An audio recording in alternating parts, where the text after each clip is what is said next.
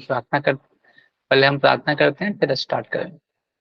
ओम अज्ञान तिरमंदस्य ज्ञानंजना शलाकया चक्षुमितमेन तस्मै श्री गुरुवे नमः। श्री चैतन्य मनोभीष्टं स्थापितमेन भूतले स्वयं रूपकदा मह्यं ददाति स्वपदान्तिकं वन्देऽहं श्रीगुरु सेवतापदकमलं श्रीगुरुं वैष्णवं श्रीरूपं साग्रतं साधारणं तं सजीवं साद्वैतं सावधूतं परिणः सहितं कृष्ण चैतन्यदेवं श्री राधा कृष्ण पादा सगणिता श्री विशाखाकांक्ष हे कृष्ण करुणा सिंधु दीनबंधु जगतपते गोपेश गोपिकांत राधा कांतम तप्त कांचन गौरंग राधे वृंदावन विश्वानुसुते विपरमाणि हरिप्रिय वांछा कल्पतरुक्ष कृपा सिंधु वैष्णवपदानां पावनेभ्यो वैष्णवेभ्यो नमः। जय श्री कृष्ण चैतन्य प्रभु नित्यानंद श्री रूपाद शिव गौर भक्तवृंद। हरे कृष्ण कृष्ण कृष्ण हरे हरे हरे राम राम राम हरे। श्री भगवद गीता की जय, श्री प्रभुपाद की जय। हरे कृष्ण। तो हम लोगों ने कल देखा कि हमारी बुद्धि अगर स्थिर रहे, हमारी चेतना स्थिर रहे और हम राग द्वेष से अगर निकल जाए तो हमारी हमको भगवान की कृपा प्राप्त हो जाती है। और जो कृष्ण भगवान भक्त होते कैसे होते हैं, वो अगर लगते हैं कि अंदर से बाहर से दिखते हैं आसक्ति में है, लेकिन वो अंदर से भगवान के सेवा में लगे रहते हैं। तो आगे हम लोग देखेंगे कि कैसे हम शांत रहते हैं। हम लोग सब जीवन में क्या चाहते हैं? शांति हो, सुख चाहते हैं, शांति चाहते हैं। दूसरा चीज, हम हर चीज में सुख चाहते हैं। मतलब कोई भी इस जगत में कार्य कर रहा है तो किसके लिए कर रहा है? सुख के लिए कर रहा है। और वो सुख नहीं मिलेगा तो कार्य क्यों करेगा? हर कोई सुख के पीछे ही भाग रहा है। लेकिन ये सुख कैसे प्राप्त होगा? हम अगर ऐसा तो नहीं कि हमें बहुत सारी चीजें मिल जाएंगी तब सुख होगा। तो सुख की प्राप्ति कैसे होगी, इस श्लोक के माध्यम से बता रहे हैं। तो 60 श्लोक है। हम पढ़े भगवत गीता का जो दूसरा अध्याय है गीता का सार, उसका 66वां श्लोक पढ़ रहे हैं। तो भगवान बार रिपीट क्या कर रहे हैं कि किस तरह से हम शांत सुख प्राप्त कर सके, तो उसके बारे में हम चर्चा कर रहे हैं। तो यहाँ पे श्लोक इस प्रकार से है। नास्ति बुद्धि अक्तस्य न आक्तस्य भावना न च आभवायत शांतिर आशांत सुकुत सुखम। नास्ति बुद्धिरक्तस्य अक्तस्य अक्तस्य न च अक्तस्य भावना न च आभव शांतिर आशांतस्य सुकुत सुखम। इसमें प्रपाल लिख रहे हैं अनुवाद में, जो कृष्णा भावनामृत में परमेश्वर से संबंधित नहीं है उसकी ना तो बुद्धि दिव्य होती है ना मन स्थिर होता है। जिसके बिना शांति की कोई संभावना नहीं। शांति के बिना सुख हो भी कैसे सकता है? क्या बोल रहे हैं? जो व्यक्ति हमको लग रहा है कृष्ण भावनामृत में है लेकिन वो परमेश्वर से संबंधित नहीं है, वो आ रहा है जैसे अगर भगवान से संबंधित कोई कार्य नहीं कर रहा है, परमेश्वर से संबंधित कोई काम नहीं कर रहा है, भगवान से संबंधित कार्य नहीं कर रहा है, तो उनकी बुद्धि उस दिव्यवस्था पर नहीं पहुंचती। अगर दिव्यवस्था पर नहीं, तो मन भी स्थिर नहीं होगा। अगर मन स्थिर नहीं हुआ तो हम जानते हैं मन जो है वो बुद्धि से कनेक्टेड होता है। अगर मन स्थिर नहीं है तो बुद्धि हमारी स्थिर नहीं होगी। अगर हाँ वो सब कुछ स्थिर ही नहीं है तो फिर शांति कैसे प्राप्त होगा? तो शांत रहना है तो हमें सब जगह से डिस्टर्बेंस नहीं होना चाहिए। डिस्टर्बेंस रहेगा तो क्या वो शांति रहेगा? नहीं। तो वो शांति प्राप्त कैसे होगा? तो हर मनुष्य जो जीवात्मा इस संसार में क्या चाहता है? इसका खोज कर रहा है, सुख खोज कर रहा है और कुछ नहीं। वो सुख के अलावा और कुछ खोज नहीं रहा है। तो सुख कब मिलेगा और कब कब मिलेगा और कब कैसे मिलेगा? जब हम समझ लेंगे। इस श्लोक के माध्यम से भगवान बता रहे हैं, 5वां अध्याय का 11वां श्लोक बता रहे हैं। भोक्ताहारम यक तपसम सर्वलोक महेश्वरम सुहृदय सर्वभूता नाम ज्ञाता माम शांतम निच्छति। तो क्या बोल रहे हैं? अगर कोई भोक्ता अगर समझ ले कि भगवान क्या है, सभी यज्ञ और तपस्या के फल के भोक्ता के रूप में, वही भोग करने वाले। जो भी हम अगर क्या कर रहे हैं, उनके यज्ञ कर रहे, तपस्या कर रहे, तो कौन है एकमात्र भोक्ता? भगवान है। और अगर हम ये जान जाएंगे तो भगवान क्या करते हैं? भगवान ही असली मित्र हैं इस जगत में। सुहृदय स्वभूता नाम ज्ञात्वा माम शांति निच्छति। तो भगवान क्या करते हैं, हमको समझ के असली मित्र के रूप में हमें मदद करते हैं।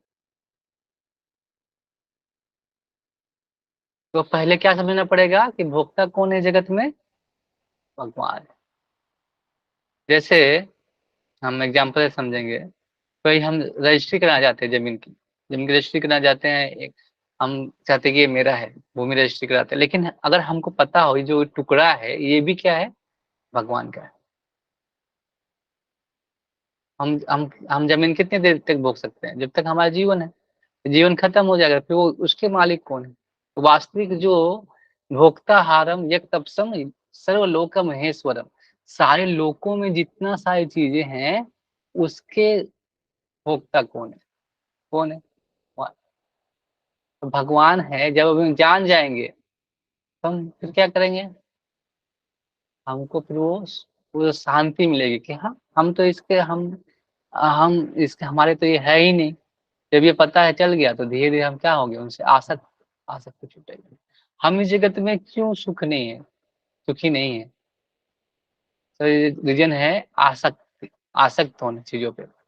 हम जितना ज्यादा आसक्त होंगे तो उसका जो, अगर हम किसी, अगर हमारे घर हमारे जीवन में कोई है, माता पिता हैं, अगर हम शादी सब पति पत्नी बच्चे सब, अगर हम किसी वजह से आसक्त हैं तो क्या होगा, आसक्ति हमें क्या करेगी, हमें शांति कभी नहीं आना चाहिए, मन स्थिर नहीं होगा, हमको उसके कुछ उसको होगा तो हमारा मन स्थिर नहीं।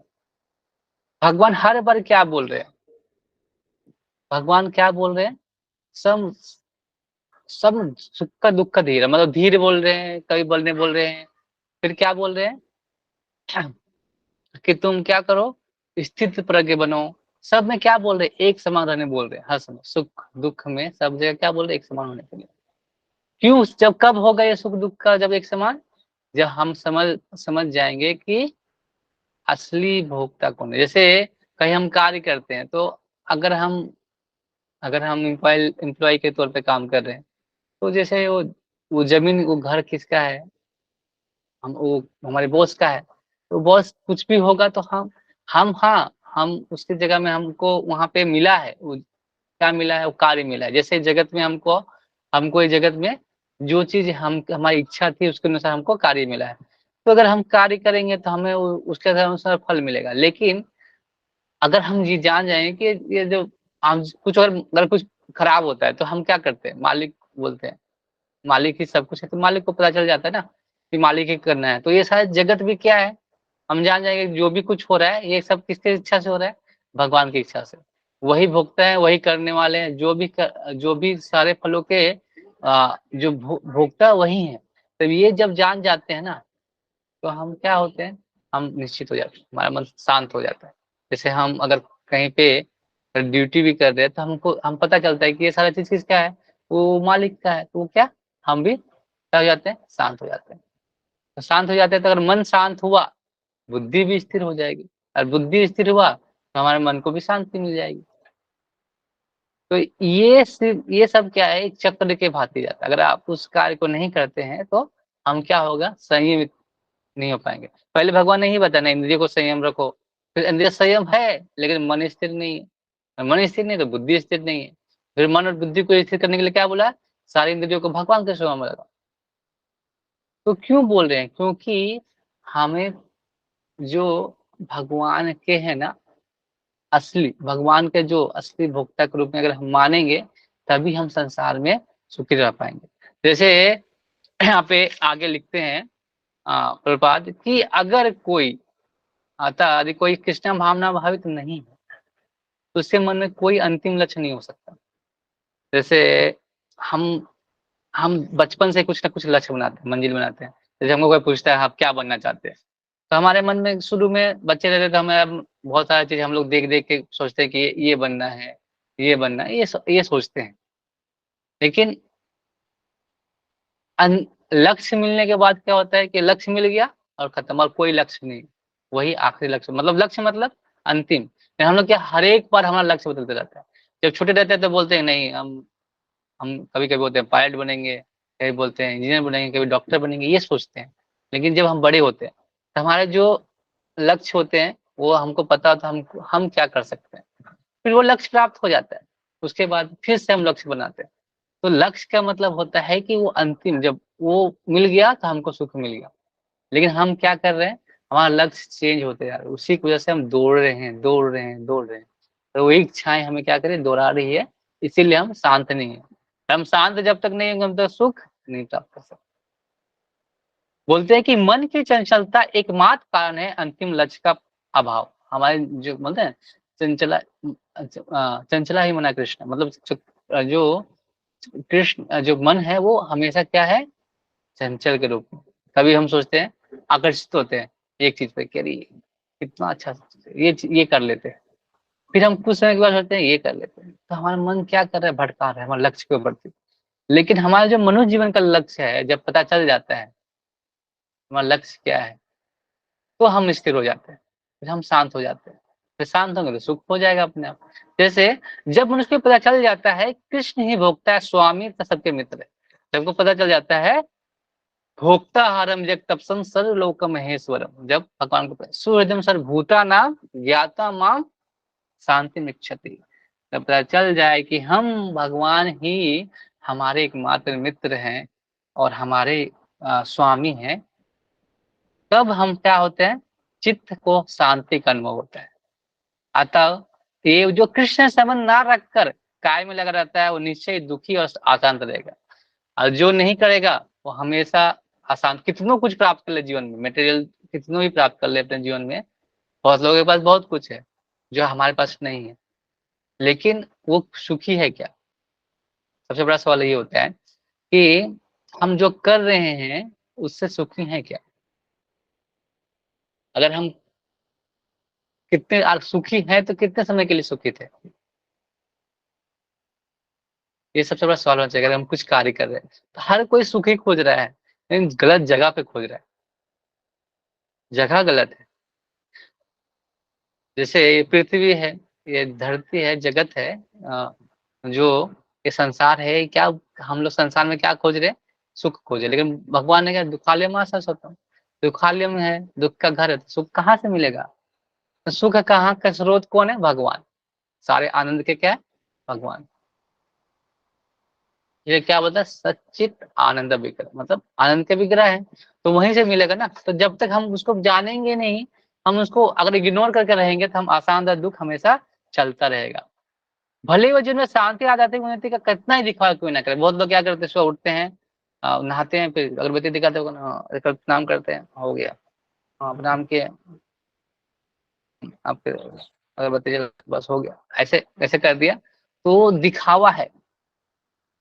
आध्यात्मिक प्रगति मतलब आप मन से कितने ज्यादा, मतलब हृदय में कितनी कलमश शुद्ध हुआ है आपका, उससे पता चलता है। मन, आपके इंटरनल जो खुशी है ना, वो आनंद से पता चलता है कि आपके जीवन में उसके स्पिरिचुअल जो सुख है, हैप्पीनेस आ रहा है कि नहीं। कृष्णा भावना में स्वयं प्रकट होने वाली शांतिमय अवस्था है, जो कृष्ण भावना से जो स्वयं प्रकट होता है अपने शांतिमय अवस्था है। ये ऐसे नहीं होता है, स्वयं प्रकट होता है। जब हम स्टार्ट करते हैं तो धीरे धीरे हमारे अंदर, जैसे हम लोग कुछ काज करते हैं तो हमको क्या मिलता है उसके लिए, और हम कहीं हम काम करें तो हमको क्या मिलता है, धन मिलता है या कुछ मिलता है। लेकिन भगवान जब हम भक्ति करना शुरू करते हैं तो भगवान सबसे पहले क्या देते हैं, अगर जैसे हम कभी काम किए तो पैसा मिला, उससे हम कुछ कुछ खरीदते हैं, जो हमसे हमको हैप्पीनेस मिलता है, खुशी मिलता है। लेकिन जब कृष्ण भावना पे आते हैं तो भगवान क्या देते हैं, पहले सुख देते हैं, खुशी देते हैं, इटरनल खुशी। उसके बाद वो सब कुछ देते हैं, जैसे हमारा जरूरत है उसके हिसाब से भगवान हमको दे देते हैं। भगवान उतना ज्यादा भी नहीं देते जिससे क्या होगा, आपकी भक्ति नष्ट हो जाए। तो उनको पता है कि अगर हम ज्यादा देंगे तो क्या होगा, फिर से वो इंद्रिय भोग की इच्छा जगेगी और इंद्रिय भोग में लग जाएगा। इसीलिए वो क्या करते हैं, बार बार हमें उतना ही देते हैं। इसलिए हमें भगवान से प्रार्थना करना चाहिए कि आपको जो देना, आपको पता है हमको क्या चाहिए, इसलिए भगवान से प्रार्थना करना चाहिए। तो क्या होगा कि हम शांत, तो इससे इससे क्या पता चलता है कि हमको पता है कि हमारे सब मित्र हैं, हमारे स्वामी कौन है। तो हम धीरे धीरे क्या होते हैं, हमारी जो मन है वो स्थिर और शांत होने लगती है। तो वो शांति जब तक नहीं आएगा तब तक सुख नहीं आएगा। जीवन का यही, हम अगर हम जीवन में अच्छे से सुख प्राप्त करना चाहते हैं, सबसे बड़ा चीज है आपके अंदर स्थिरता आने पड़ेगी, शांति आनी पड़ेगी, तब हम सुख प्राप्ति कर सकते हैं।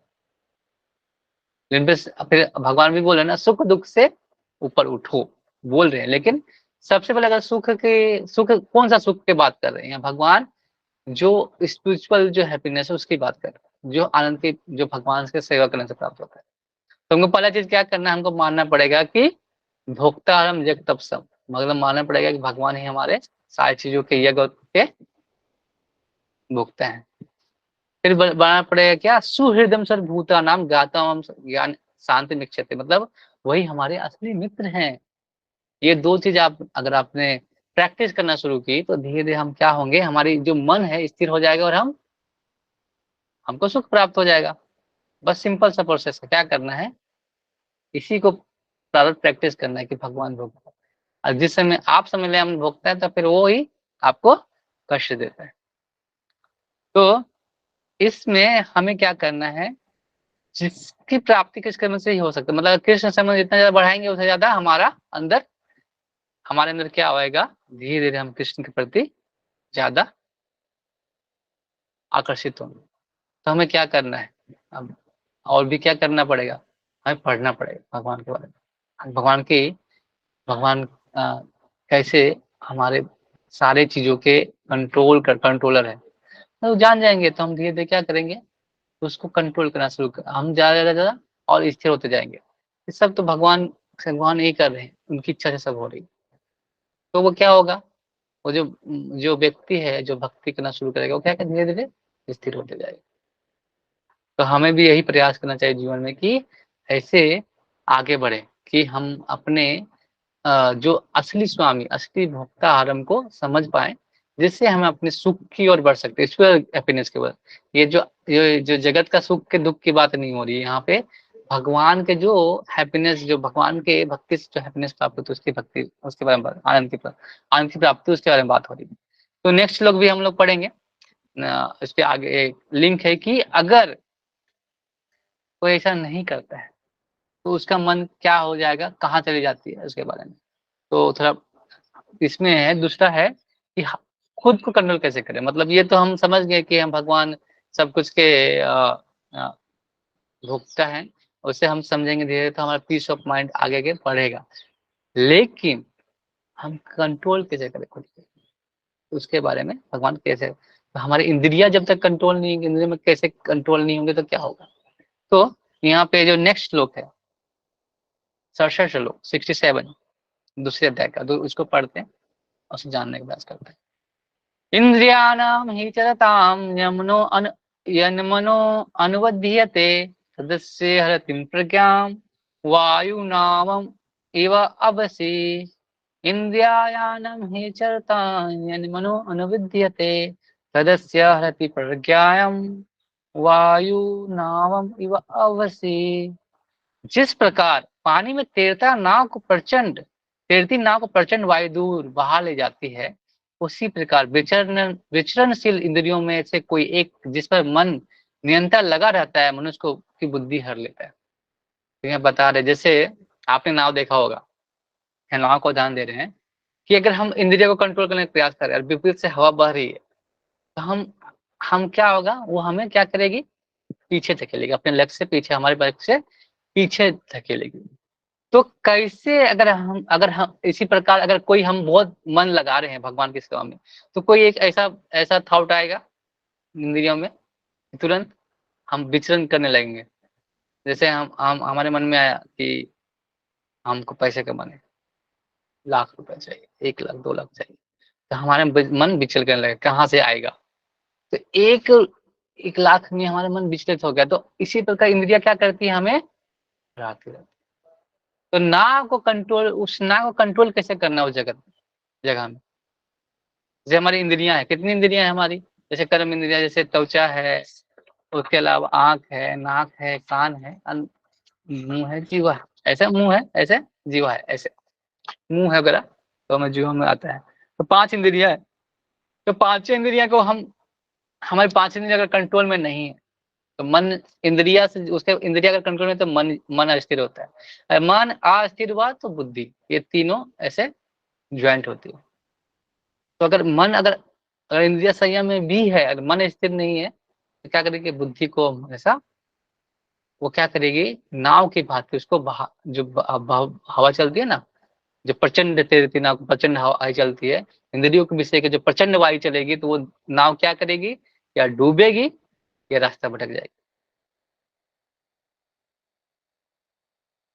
जैसे यहाँ पे तो हमें क्या है, भगवान हमेशा क्या बोल रहे हैं, व्यासृत का बुद्धि बुद्धि रेखे कुरुनंदन, तो हमें क्या लगाना है, अपनी बुद्धि को एक जगह लगाना है, तभी हम क्या कर पाएंगे, उस नाव को हम एक जगह से ला, जैसे नाव को चलाने के लिए क्या होता है, नाविक होता है, उस नाविक के हाथ में उसको देना पड़ेगा, उस गुरु जैसे गाइड करते क्या कहते हैं नाविक, उस प्रचंड चीज से देना पड़ेगा, गाइडेंस चाहिए किसी का, तो इंद्रिया से हमें नहीं रह पाएगी।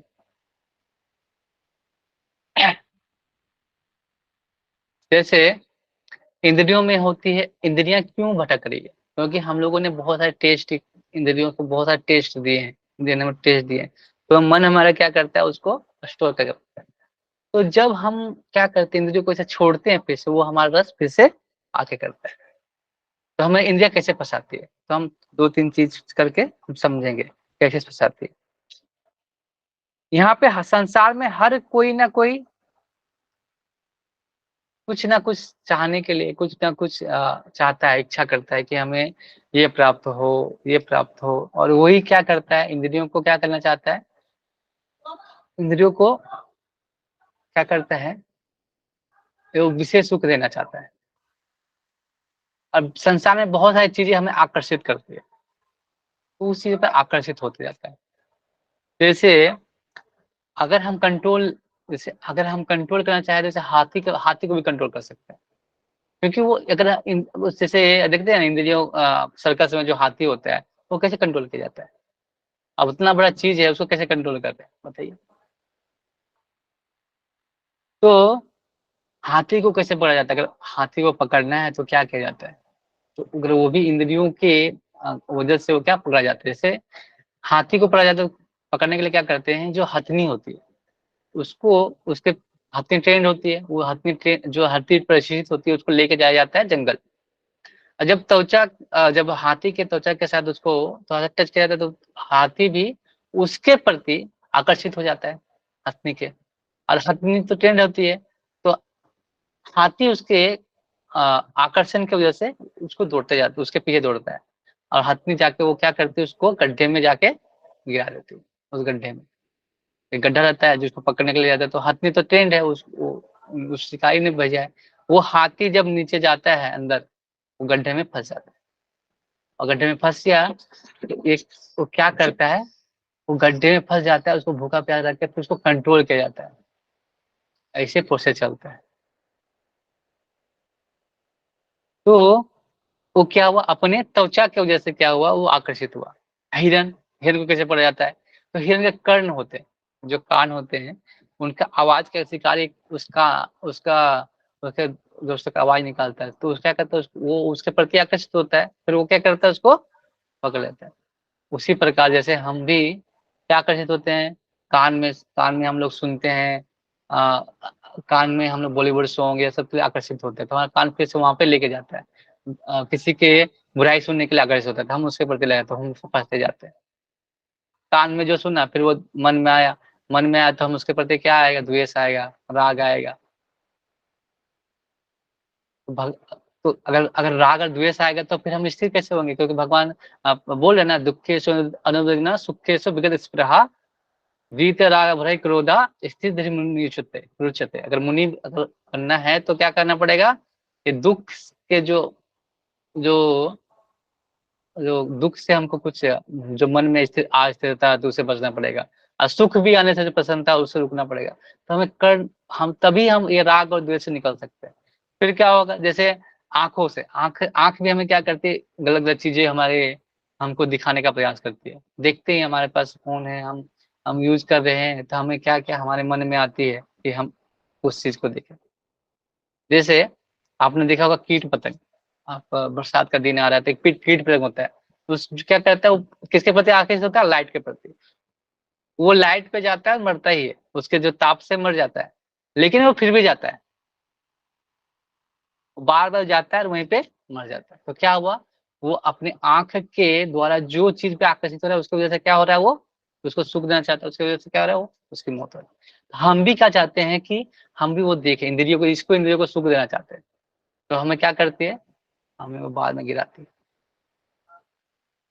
उसके बाद होता है, आपने देखा होगा भंवरे, भंवरे जो होते हैं भोरे, जो सुगंध लेते हैं फूल पुष्प के, तो नाक के माध्यम से। तो मैं इंद्रियों के विषय में बता रहा हूँ कि इंद्रिय इंद्रिय कंट्रोल नहीं होती है तो हमें कहाँ फंसाती है। तो हमें क्या होता है कि जो नाक का सुगंध लेता है, तो आप जानते हैं कमल का फूल होता है, उसमें जो गंध होता है, मकरंद, उसमें सुगंध लेता है और जाके बैठ जाता है। तो क्या होता है, कमल का फूल वो इतना सुगंध लेता है कि उसी में फंस जाता है, उसी सुगंध में पूरा ऐसा सेंट लेते जाता है, उसी में पूरा एकदम बढ़ जाता है, उसी में फिर सो जाता है। ऐसा करता है कि उसी में उसका सुगंध इतना अच्छा लगता है कि उसी में रहता है। लेकिन बाद में शाम में क्या होता है, वो फूल है ना बंद होता है, तो फूल बंद हो जाता है, तो उसके वो फिर वो निकल नहीं पाता, तो वहीं मर जाता है। आपने देखा होगा कमल का फूल में कभी कभी वो कीड़े वगैरह मिलते हैं उसकी वजह से। उस तो अभी भी लोग क्या करते हैं, बहुत से लोग नशा भी करते हैं नाक के माध्यम से। बहुत से बच्चे करते हैं अपने, इतने सारे बच्चों को, जो बहुत सारे बच्चे क्या है, इस नशा डेंड्राइट वगैरह कुछ ऐसा होता है कि वो नाक के माध्यम से उस नशा को लेते हैं, और उसके वो डेंड्राइट जाकर पेट आंत में ये फेफड़ों में चिपक जाता है। इससे बहुत सारे लोगों की मौत होती है। तो नाक क्या कर रहे हैं, उसको इंद्रियों को सुख देने का प्रयास कर रहे हैं। उससे भी क्या हो रहा है, उसका नाश हो रहा है। उसके बाद जो मछली होती है, मछली का जो कांटा में क्या होता है, खाना फंसाते हैं। तो वो क्या करते हैं, उसमें फंस जाते हैं। वो कांटे में फंस के क्या होता है, फिर वो उसको पकड़ लिया जाता है। इसी प्रकार हमारे मुंह है, अगर हम अच्छी जगह पर नहीं लगाएंगे तो क्या होगा, हम भी कहीं ना कहीं अगर बोलने से फंस फंस सकते हैं कहीं ना कहीं। हमें क्या करना पड़ेगा, इन चीजों से बचना, इंद्रियों को जो सुख देना है इससे बचना पड़ेगा। तो हम लोगों ने बहुत बड़ा एग्जाम्पल, मतलब इतना बड़ा एग्जाम्पल सुन चुके हैं कि जो ये सारी इंद्रियों को कहाँ लगाए थे, भगवान की सेवा में कहाँ पे लगाए थे, इसके बारे में हम लोगों ने बहुत बार चर्चा की। तो कौन से ऐसे उनका एग्जाम्पल आता है, उदाहरण आता है, बार बार पढ़ रहे हैं कि जो अपनी सारी इंद्रियों को भगवान को सेवा में लगाए थे, और हम लोगों ने बहुत बार चर्चा की है। कौन है, उनका नाम आप बता सकते हैं? हम लोगों ने बहुत बार पढ़ा है, और भागवतम में 9वें अध्याय में 9वें स्कंद में उनकी चर्चा हुई है। 9वें स्कंद में चौथे अध्याय के 18वां से जो 20वां श्लोक है, उसमें बता रहे हैं कि हमारी इंद्रियों को कहाँ पे लगाना है, और हम लोगों ने इसके बारे में चर्चा की। नाम बता सकते हैं कोई? नाम क्या था उनका, जिनका दुर्वासा मुनि के साथ? हरे यस कृष्ण माता बाबू। जी। हाँ यस प्रभु जी। अम्बरीश महाराज। हाँ अम्बरीश महाराज, ये तो कॉमन है, बहुत बार हम लोगों ने चर्चा की है अम्बरीश महाराज के बारे में। तो अम्बरीश महाराज का एग्जाम्पल से हम समझ सकते हैं, क्योंकि सारी इंद्रियों को हम इस तरह जो अम्बरीश महाराज ने किया है उस तरह से लगा सके, थोड़ा सा भी अगर कुछ भी इंद्रियों को भी लगा सके, तो हम क्या हैं, तो सुख का अनुभव कर सकते हैं। आप लोग, अगर हम नहीं कर रहे भक्ति, मतलब हमको हम भक्ति कर रहे हैं, मतलब लोगों को लगता है, लेकिन हमारे अंदर पता है हम भक्ति नहीं कर रहे हैं।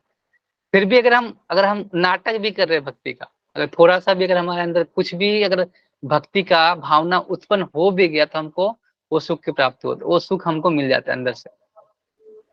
क्योंकि जो भक्त होते हैं वो कभी सोचते नहीं कि भगवान भगवान भगवान के अलावा कुछ सोचते ही नहीं, भगवान के अलावा और कुछ सोचते ही नहीं। भगवान चाहते हैं, जो चाहते हैं वही करते हैं, भगवान के अलावा और कुछ करना ही नहीं चाहते।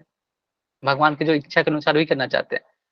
तो मेरा एक सवाल है, जो अभी आपके लिए भी है, जो यूट्यूब पे वीडियो जाएगा उसके लिए भी है, तो वो भी आंसर कर सकते हैं। तो मेरा एक सवाल है, आप लोग अगर आंसर दे सकते हैं तो अच्छा, नहीं तो मैं लास्ट में दूंगा। मतलब कब पता चलेगा कि हम मुक्त हो रहे हैं, मतलब अगर हम इतनी भक्ति कर रहे हैं, तो कैसे पता चलता है कि हम मुक्त हो रहे हैं, कैसे पता चलेगा? क्या कि भगवान ने इसका आंसर बहुत बार दिया है, मतलब हम लोग इस जो अध्याय में पढ़े हैं, इसका बहुत बार भगवान ने इसका वर्णन किया है। तो हम कैसे जानेंगे कि हम मुक्त हो रहे हैं, कब जानेंगे, कैसे जानेंगे बताइए, कैसे पता चलेगा कि हम मुक्त हो रहे हैं? मुक्ति के भगवान ने बताया ना कि हाँ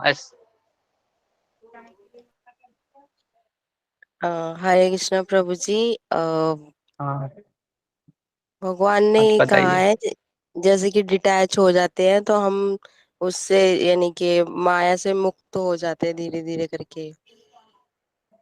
चलो ठीक है, अभी आसपास है, लेकिन मतलब एक माया से अटैच तो ठीक है, ठीक हो, आसक्ति से कम हो गया, लेकिन तो फिर भी हमारा जो मन है कभी कभी हमको उसको एडिक्ट हो जाता है ना, चुराएगा मुझे में। ठीक है, आपका आंसर भी सही है। आप जहाँ तक मतलब थोड़ा सा मेरे को प्रिसाइज आंसर चाहिए। एस। हरे कृष्ण बोल। हाँ, तो डिटैचमेंट एंड डेलिबरेट प्रैक्टिस। क्या बोल रहे हैं? Determination. Detachment from material world and deliberate practice. अच्छा, लेकिन हमारा सवाल में समझ ना कि हम पता कैसे लगे हम मुक्त हो रहे हैं, मतलब अगर आप अगर भक्ति कर रहे हैं तो हमको पता कैसे चल रहा है कि आप मुक्ति की ओर जा रहे हैं? कैसे पता चले क्या चीज आपके जीवन में होगा, आपके साथ क्या होगा? तो ठीक है, हरे आसक्ति कृष्णा कम प्रभु, हो रहे दंडवत हैं, ये भी प्रणाम। ठीक। हाँ, ऐसे। प्रभु, जब हम लोग भगवान को केंद्र में रख के सभी कार्य को करने लग जाते हैं और सारे कार्यों को जब हम हम्म, भगवान को ही समर्पित करने लग जाते हैं और भगवान के अलावा अ, हम अगर कुछ नहीं सोचते हैं और जो भी कार्यकलाप होते हैं वो हम लोग मतलब कि खाना बनाना या कुछ भी कोई भी कार्य है वो हम अगर भगवान को ही अर्पित करने लग जाते हैं और मतलब किसी भी काम में हम भगवान को ही ढूंढते हैं कि हम कोई खुशी भी हो रही है तो भगवान के लिए हो रही है, कोई खुशी का और उसका हम पे असर नहीं पड़ता है, तब शायद हमको ये लगता है कि अब हम शायद थोड़ी बहुत भक्ति कर रहे हैं। हरे कृष्ण। ये तो हम प्रैक्टिस कर रहे हैं ना, ये इसके अच्छा है ये भी। हाँ, तो भगवान ने आंसर किया है इसमें बहुत बार। भगवान क्या बोल रहे हैं कि आपका बहुत अच्छा है, आंसर है बहुत अच्छा है, आप लोग इतने ज्यादा आपको अपने प्रयास किया, बहुत अच्छा है। भगवान बार बार क्या बता रहे हैं? पहले पहले क्या बता रहे हैं? धीर बनो, सम दुख का सम, मतलब दुख और सुख में संयम बरतो। उसके बाद क्या बता रहे हैं? दुखेशु अनुगुना, सुखेशु विगत प्रवीत राग भय क्रोध स्थिति बुनि रच्यते। वो हर समय क्या बोल रहे हैं? सुख दुख से निकलो, है ना। गता गता सुना अगता सुना, मतलब क्या बोल रहे हैं कि जो राग और द्वेष से अलग रहो। तो हम जब हमारे जीवन में ऐसा होने लगता है ना कि जैसे आपके जीवन में ऐसा होने लगेगा कि कोई अगर कब पता चले, जैसे कि आपको कोई मारे, तो कोई एक चाट मार दिया, तो आप क्या करेंगे? रिएक्ट करेंगे। आप रिएक्ट नहीं करेंगे, आपको पता है कि ये सुख दुख से भी जब आप ऊपर उठ जाएंगे ना, तो उस अवस्था में आप क्या है? मुक्ति की ओर बढ़ रहे हैं। जैसे कोई मार दिया तो आप, बहुत लोग क्या करते हैं? रिएक्ट करते हैं। जो भक्त तो रिएक्ट नहीं करते, पर क्या है? वो सुख दुख से जो ऊपर उठ जाते हैं, मतलब उनको बस क्या चल रहा है कि हम ये जो सुख, जो हमको क्यों इतना परेशानी क्यों होता है? हम जब सुख दुख को क्या मान लेते हैं? अपने जीवन का हिस्सा मान लेते हैं। जब उसको कुछ महसूस होता है, सुख दुख से जो ऊपर उठ जाता है, तो यही प्रैक्टिस है हमारे कि कितना ज्यादा हम रिएक्ट कर रहे हैं किसी चीजों पे, कितना ज्यादा हम सुख दुख से अलग हो रहे हैं। भगवान वही बता रहे हर बार, क्या बता रहे ना। और यह दूसरे अध्याय के 15 श्लोक के भगवान बता रहे ना कि हमारे जो भक्त क्या बोलते हैं? यहम ही ना व्यथियंते, व्यथित नहीं होते। कोई भी सुख हो दुख हो तो व्यथित नहीं हो रहे। सब भगवान सब में बता रहे, धीर बनो, वही बता रहे ना, धीर बनो, स्थित प्रज्ञ बनो, यही सब बता रहे हैं। क्यों बता रहे हैं? वो सब में क्या बता रहे हैं? सुख दुख से ऊपर उठो। तो यही मुक्ति की सबसे बड़ा चीज है कि आप अगर अगर आपके जीवन में ये चीज कम होने लगा है ना, तो आप समझे कि हाँ, मुक्ति के रास्ते पे। तो हमें भी ये प्रैक्टिस करना है। हो गया तो फिर क्या? हो गया जिस दिन आपका ये सारा चीज, तो आप बोलेंगे, तो हम पूछेंगे कि कौन मरना चाहता है? तो आप बोले यार कौन, आप कैसा सवाल है, कोई कौन मरना चाहता है? तो आप बोलेंगे हाँ, हम मरना चाहते हैं। क्योंकि आप क्या कि सबसे आप ऊपर उठ गए हैं। आपको अगर सुख दुख से, तो आपका भगवान के लिए प्रति सबसे बंद है। तो आप भगवान से मिलने के लिए ही लालायित थे ना। तो अगर ये जैसे प्रहलाद महाराज जब नरसिंह देव प्रकट हुए थे ना, उनको दर्शन दिए थे, तो सब कुछ हो गया। प्रहलाद नरसिंह देव ने पूछा आपको क्या चाहिए? और मैंने बोला मुझे कुछ नहीं चाहिए, मुझे बस इतना चाहिए कि आपका स्मरण हमेशा होता रहे। उसके बाद बोला कि ठीक है तुम यहाँ पे रहो अभी तुम मुक्त नहीं, अभी 100 साल रहो, इधर रहो, उसके बाद तुम मुक्त हो गए, तो इंतजार करो। तो उसी प्रकार ये है ना, इसी प्रकार जब हम पता चल जाएगा कि हम मुक्त होने वाले हैं, ये जो मुक्त होने का जो समय है ना, उस समय में आप कितना ज्यादा भगवान से संबंध स्थापित कर रहे हैं, तो वो अवस्था पर है। तो हम पता चल जाएगा कि हम ये जगत में सुख दुख कर ये सारा चीजें होते रहता है। एक माता स्मृति कौन था, ये शीतोष्ण सुख दुखा, ये शीतोष्ण के समान है। तो हम जब पता चल जाएगा तो हम मुक्ति के रास्ते में चले जाएंगे। आप अगर आपके जीवन में अगर ऐसा हो रहा है तो धीरे धीरे आपको जब कुछ नहीं और है, बस ये सुख से परे, मतलब कुछ कुछ हो भी तो सुख सुख हो या दुख हो तो हमेशा क्या होना है, स्थिर होना है। वो अवस्था में जब आ जाएंगे तब मुक्ति की अवस्था पे आ रहे हैं। तब बोलेंगे कि कोई मरना चाहता है, हाँ हम मरना चाहते हैं। मरना चाहते हैं मतलब ये क्यों बोल रहे हैं, मरना चाहते हैं मतलब हम अगर हम इस शरीर को छोड़ेंगे तभी भगवान के साथ हम मिल सकते हैं। चलिए जब ये अवस्था आएगी तब कब, स्थिरता की अवस्था। हरे कृष्ण।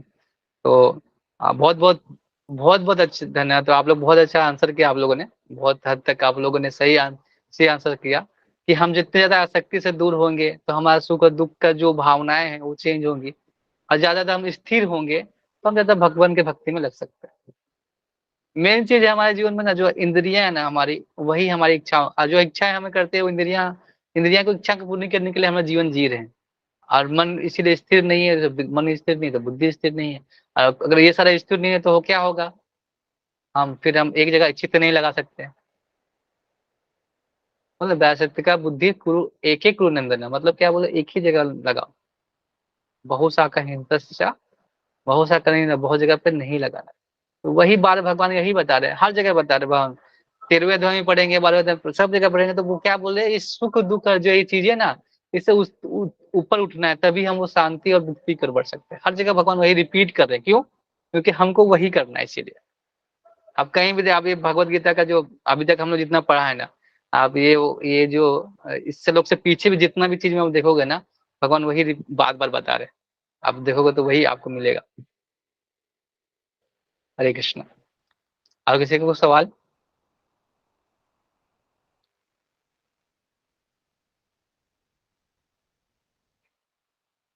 हरे कृष्णा। किसी को कोई सवाल है या कुछ बोलना है? हाँ, कल एकादशी है, योगिनी एकादशी। तो एकादशी ज्यादा से ज्यादा तपस्या कीजिए, भगवान के सेवा में जितना समय लगाएंगे उतना ज्यादा हम। मेन है कि अगर आप एकादशी कर रहे हैं, कोई एकादशी करके अगर भगवान के सेवा में नहीं है, मतलब भगवान के सेवा में नहीं लग रहा है, तो वो एकादशी एकादशी नहीं होती। ऐसे को अब कोई मतलब बहुत लोग निर्जला करते हैं या करते हैं, तो लोग ज्यादा क्या है, भगवान के सेवा में नहीं, अगर निर्जला मतलब उपवास मतलब क्या, जो चीज भगवान के लिए उसके लिए करना, जो चीज हमें रोज हम यूज करते हैं उससे उपवास लेना, उसका एक दिन का रेस्ट लेना।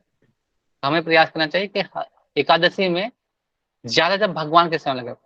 ऐसा नहीं कि आप एकादशी निर्जला कर रहे हैं और जाके सो जा रहे हैं, तो वो नहीं सही। आप थोड़ा सा खा लीजिए, पानी पी लीजिए, वो अच्छा है। उसके बाद माला कीजिए, जप कीजिए, भगवान के बारे में बोलिए, भगवान के बारे में सुनिए।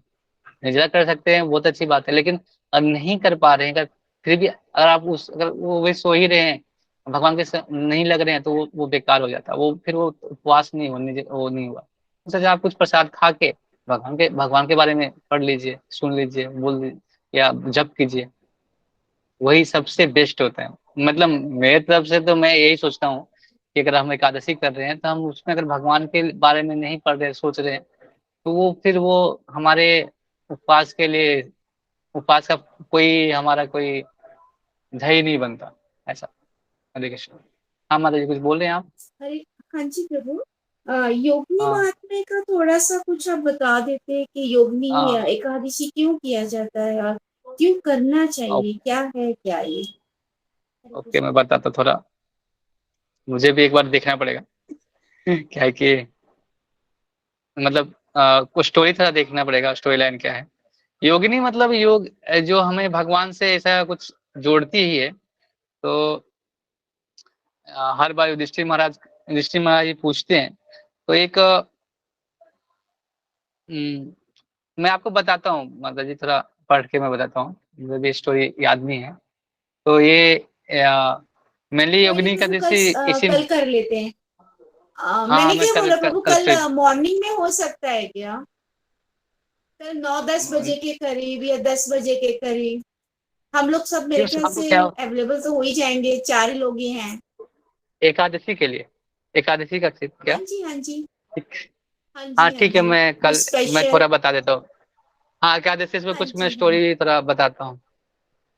हाँ दस जी, ग्यारह बजे नहीं तो कुछ थोड़ा जपा सेशन भी कर सकते हैं।